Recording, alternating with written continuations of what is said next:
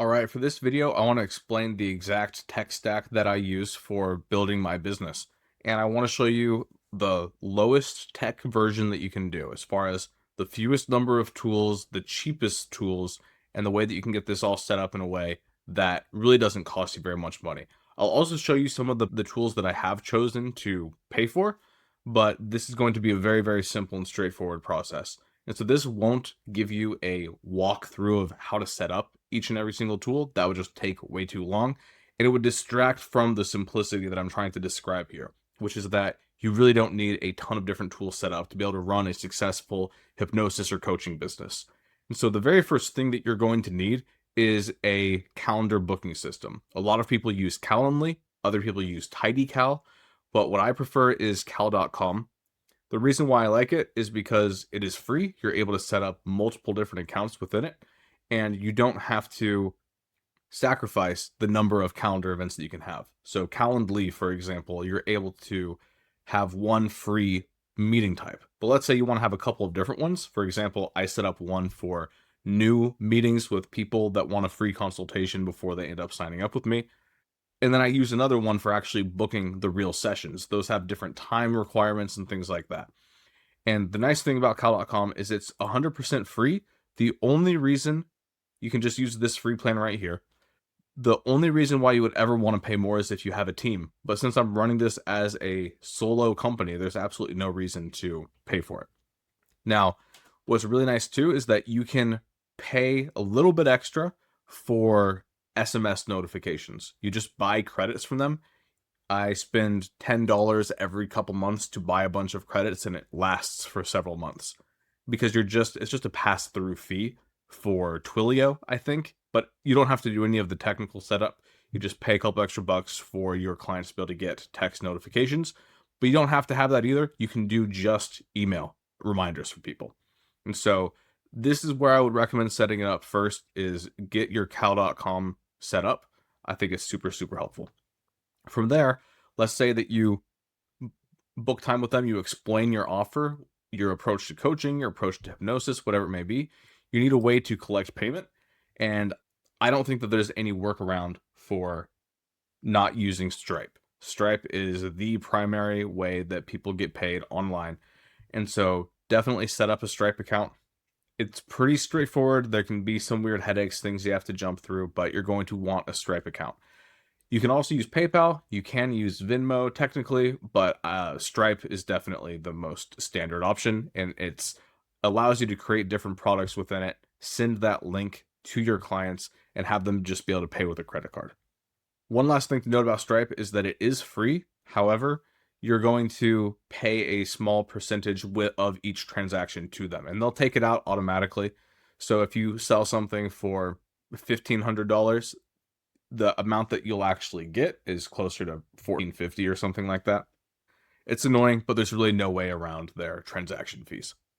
Next up, after they pay, you're going to want them to sign a contract. And this is something that you'll want to at some point have a contract lawyer actually look at everything for you. You can find sample contracts online. There are templates. There's things you can use AI to help with.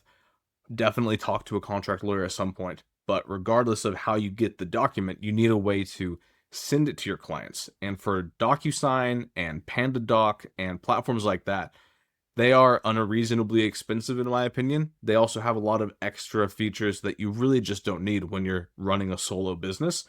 BreezeDoc was invented specifically for solopreneurs. It's extremely easy to use. You can get it for $19 one time and then keep on using it. It is a tiny bit buggy. About once a month, I find that there's a feature that just isn't working, and it's usually resolved within about a 12 to 24 hour time period. And so if you ever feel like that will cost you a sale or something, just be careful about that. I've never had to postpone a session though, because typically I don't do sessions unless there's a signed contract, and I've never had to postpone it because of BreezeDoc not working, but it's been close once or twice. But for the price, what you get is incredible.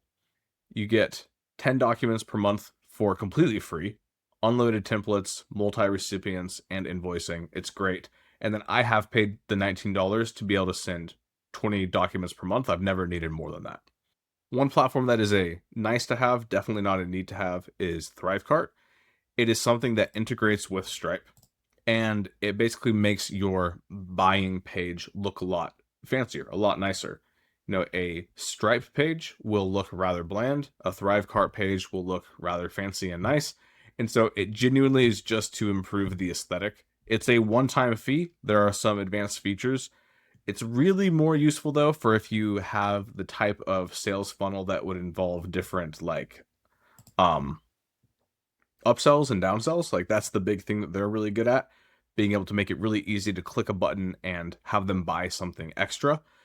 If you're not doing that though, if it's just a standard like, hey, here's the price, it is what it is, there's no reason you can't do with just Stripe. But I do like Thrivecart, so it's worth considering if you have the extra money for it. One platform that I definitely recommend paying for is Zoom. It really is just the industry standard when it comes to online coaching and hypnosis. It is the most consistently reliable, for better and for worse. It is a little pricey. Let me see what the current pricing is. I know they just increased it on me recently. But yeah, 14, 16 per month, billed annually. It's not great, it's not awful, but it definitely works. One neat thing is that if you are really trying to build your business with spending as little as possible initially, Cal.com actually does have a free video platform that you can set up. Basically, when you're setting up your calendar event, you would just select the Cal video option. To be able to record it, you would need to pay them extra, so it kind of defeats the point. But if you want a free option that you can't record, but it's integrated directly into the calendar, and again, it's free, then you can skip Zoom for a while and just use the Cal video portion, which is another reason why I recommend it over other cheaper free platforms. It's nice that it has that backup option for those who can't or don't want to spend money on Zoom yet. Now, let's talk about social media. How are you going to get people to the calendar in the first place to book time with you? You need to be posting on social media. These are the social media platforms I post on. Medium is a blogging platform. Substack is another one. I post my audio from all of my videos to a podcast platform. The easiest one to use is creators.spotify.com. YouTube, you want to post videos there. Facebook, both long and short form here. Instagram, same thing. TikTok, same thing. I actually post my full-length videos to TikTok as well. And so you want to be there across all these major social media platforms. Now, how do you actually record it? I use a platform called OBS. It is primarily designed for streaming. So if someone's streaming a video game, for example, you're able to capture the display on your computer, connect it to Twitch, connect it to other live streaming platforms, and it works really well for that. It also works really well for just recording content from your computer. It can connect to a webcam. It can capture your screen, and it's what I'm using right now to record this video. Another option is you can use Zoom to actually record your content. The problem is that the quality tends to suffer a little bit just based on the way that Zoom records things. It's really optimized for keeping the files smaller and being able to store a large quantity of meetings, but the quality kind of suffers. And so if you want slightly higher quality, you can use OBS. Download it. It is a little bit annoying to get set up, but once you get it set up, the settings more or less stay in place and is really easy to use. From there, you get your video files and you need to edit them. A free option that's very intuitive to use is CapCut. And when it comes to editing content for a hypnosis or coaching type of niche, do not go over the top. Do not try to become a fancy editor or anything like that. You just want to make sure the sound is good. CapCut has some built-in options to enhance the voice. You can go in and change the EQ options as well. It's not necessary, but the only things that you would want to do is focus on the sound being good and then removing any mistakes that you make from the video. Oftentimes, even when recording this video, there have been a couple times I've started to say something, tripped over my words, then I just backed up and said it again. In editing, I'm just going to go back in and remove those parts. This is what I was using for a while. I was just using the free version. Once you are ready to pay for a video editing platform, I personally recommend Descript. The pricing is a little bit expensive, $16 per person per month. What's really nice though is that they have a text-based editing platform. And so what I do is when I load it in, I let it load, it builds out the transcript. Then I'm able to just highlight the text that represents the words that I said, and I can delete it. So if I'm going through and wanting to change a little bit of what I said, it's very, very easy. They have some other features as well. One of the main features that I use is their clips feature, which will take your full video and then break it into shorter clips that you can post for TikTok, Instagram, Facebook Reels, YouTube Shorts, things like that. And so across these platforms, I'm posting both the full videos and the shorter ones.